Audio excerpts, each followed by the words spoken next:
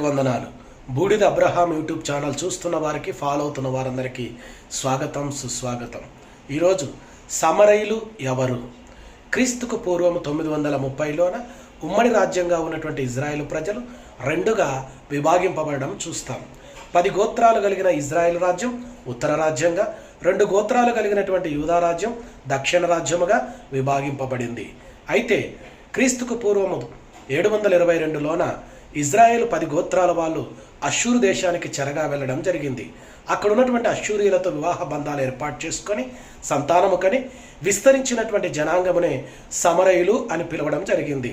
అయితే ఈ సమరయులు ఇజ్రాయేల్ ప్రజలు అన్య జనులతో కలిసి వచ్చినటువంటి వారని, పాత నిబంధన అంతటిలోన యూదులు వారిని ద్వేషించినట్లు, దూరం పెట్టినట్లు చూస్తాం.